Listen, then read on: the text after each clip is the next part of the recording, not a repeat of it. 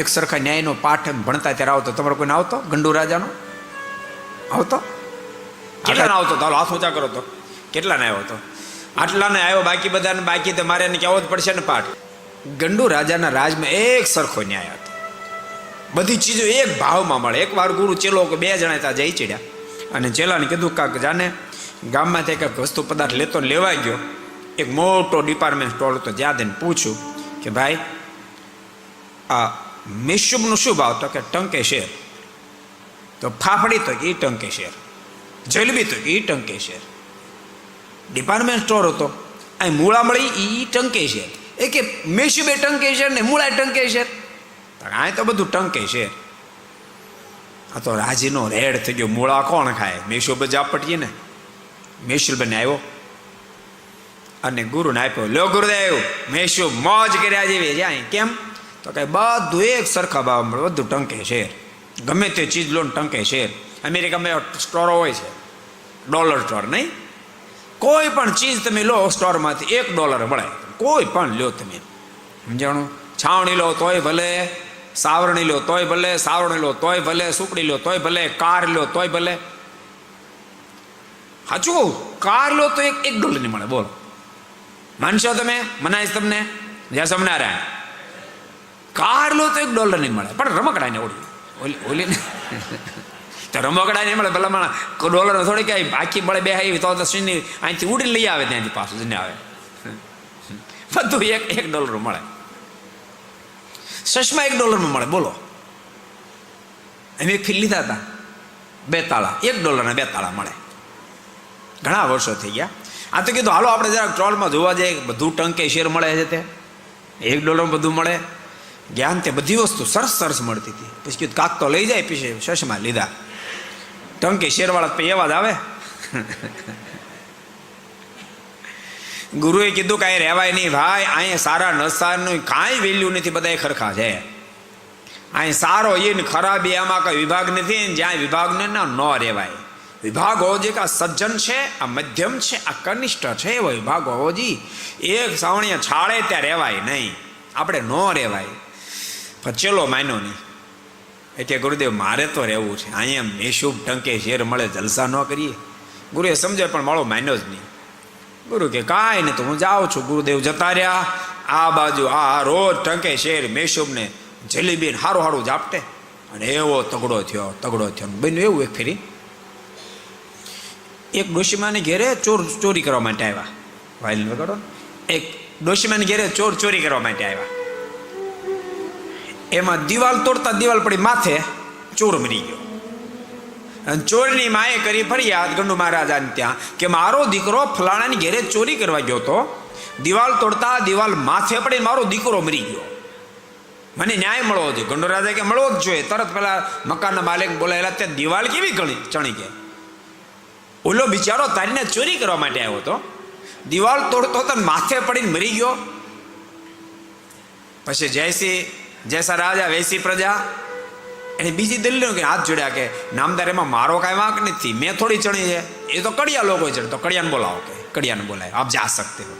કડિયા આવ્યા એટલે કડિયાને પૂછ્યું, વિનુભાઈ સાંભળજો, એટલે તે દિવાલ કેવી ચણી? એલો બિચારો ચોરી કરવા ગયો તો, મને ચોરી કરવા માટે દિવાલ તો માથે પડીને મરી ગયો. દિવાલ કેવી ચણી?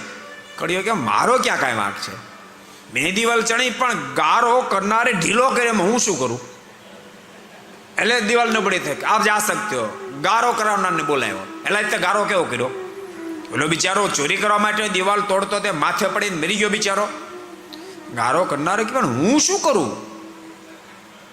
પખાલીએ પાણી વધારે નાખી દીધું. એમાં ગારો ઢીલો છે, મારો ક્યાં વાંકે? તો પખાલીને બોલાવ્યો. પખાલી આવ્યો.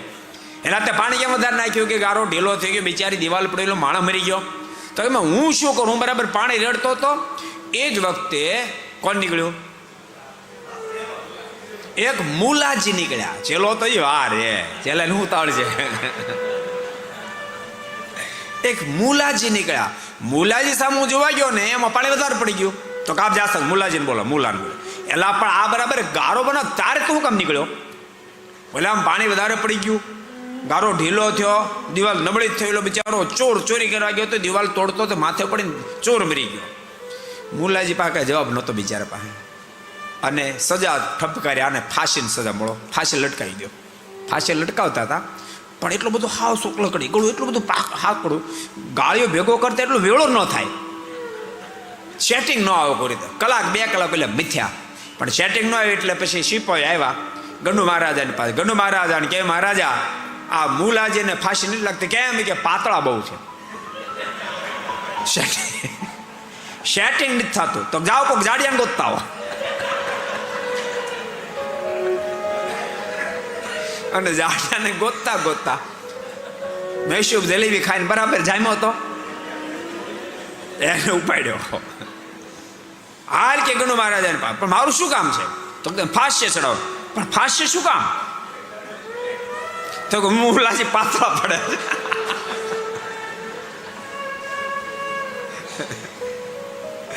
મુલાજી પાતળ પડે, મને તને ચડાવી દેવાના છે. અને ઉપાડી ગયા. છેલ્લાને કીધું તારે ફાંસે ચડવાનું છે. થોડોક હોશિયાર હતો. એ કે નામદાર મને ફાંસે ચડાવી દો, વાંધો નહીં, પણ એવો કાયદો ફાંસે ચડાવ્યા પહેલા એની કોઈ ઈચ્છા અંતિમ તો પૂરી ન કરવી પડે. તો બોલ શું તારી ઈચ્છા છે? મારે મારા ગુરુને મળવું છે. તો વાંધો નહીં, જા મળતો. 2-4 સિપાહીઓ હારે મોકલ્યા. ગોતતા ગોતતા અને ગુરુ પાસે ગયો ને પગ પકડીને દાહ પોકાને રડી પડ્યો, ગુરુદેવ મને બચાવો, મને બચાવો. શું થયું? તો મૂલો પાતળો પડ્યો. મને ફાંસે ચડાવી દેવાના. ગુરુએ કાનમાં કીધું ચાલ હું તારી ભેળો આવું છું. અને આવ્યા ગંડુ મહારાજાને ત્યાં. ચેલો દોડી ફાંસે ચડાવ ગયો. ગુરુ હાથ પગ તું શાણો ચડાવ? હું ચડી જાઉં. ચેલો કે હું ચડું ને ગુરુ કે હું ચડું. એ વખતે ગંડુ મહારાજે પૂછ્યું પણ કેમ બાંધો? એકાદા ચડી જાવ ને? તો કે ન બાંધે, આ જે કોઈ ફાંસે ચડશે એને માટે વિમાન તેડવા આવવાનું છે. એ વખતે ગંડુ મહારાજાએ સિપાહીને ઓર્ડર ફરવા બેને પકડે રાખો, હું ચડી જાઉં.